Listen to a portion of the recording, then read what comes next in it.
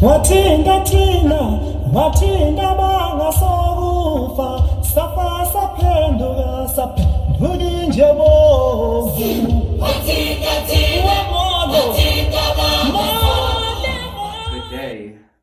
Today I'll be answering all the questions you've been asking me about my anthology about gender-based violence, gendered violence, which is why do we kill our women and why are we so bitter?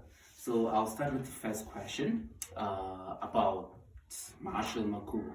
Okay, so I prepared something because these questions, I couldn't memorize it. So So Marshall Makhubo is an author of an anthology titled Why Do We Kill Our Women and Why Are We So Bitter? A book about gender-based violence, whereby I have interviewed victims of abuse.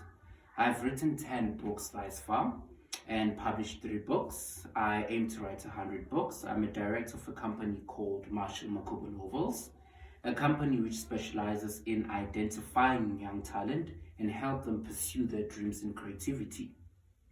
It does not end there.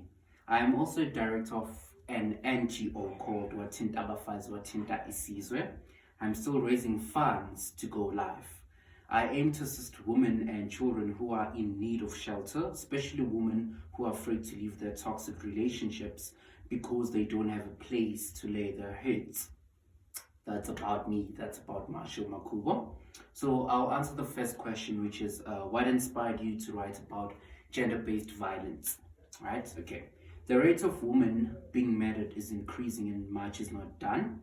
I thought writing about what impacts us as a society can at least raise awareness and minimize the rate of gender-based violence.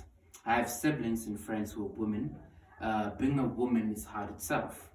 I wrote about such a serious topic because I felt like I could bring a bit of change. Moving along to the next question. The next question is my favorite chapters. So my book doesn't have chapters, right? My book doesn't have chapters. It contains 12 questions. My favorite questions from the book are: if a partner lays a hand on you, do you think it is a sign to leave the love relationship? And my favorite answer to this question is as follows. Yes, it is a sign. I used to provoke my girlfriend because I wanted her to have the level of dominance I had, as I wanted her to slap me.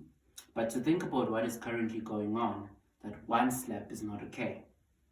Because people get used to being beaten up, hence we end up finding it easy to forgive a person who hurts us emotionally and physically. Then the second question is, how many women have you seen being abused in public and people did nothing but minded their own business? And my favorite answer to this question is,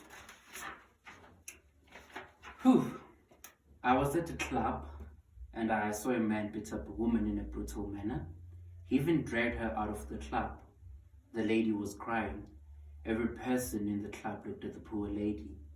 I had to do something. I went to the guy and I asked, why are you beating her up? People in the club shouted, stop interfering and poking your nose into something that does not concern you. They are in a relationship. They'll sort out whatever they're fighting about. He continued to beat her up and I fought for her. Then he hit my head so hard that I collapsed. When I woke up, the guy and the lady were gone. A few weeks later, her body was found in a sewage drain with some of her body parts cut off. When the police came to ask questions, no one knew who the guy was, but they allowed him to drag the poor lady out of the club. I believe that if people had helped me fight the man, the poor girl could never have been dead. We could have saved a life. The next question is, what can we do to reduce child abuse and women abuse? And my favorite answer to this question is, I feel like everything has been tried. Women dress appropriately. Women don't walk alone at night. We avoid shady looking places. We avoid mean looking men. We try so much not to be victims. Man, it's up to men to change. It's up to them to dismantle patriarchy, to treat women like they deserve to be treated. It's always been up to men. And the last question. Oh, no. Yeah, it is. Yes, the last question.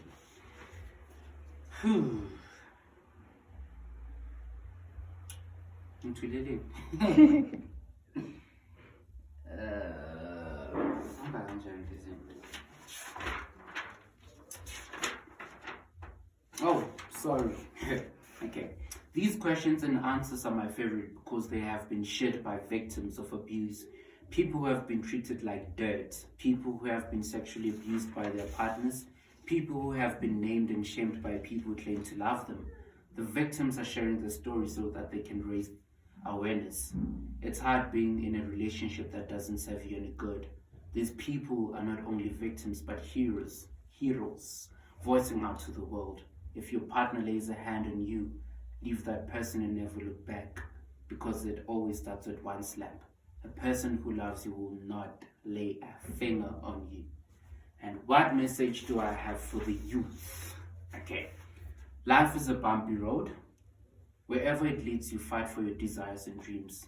You have to believe in yourself. It does not matter where you come from. What is important is where you're going. Thank you. I hope I've answered all your questions. And yeah, let's continue fighting gender-based violence. Thank you.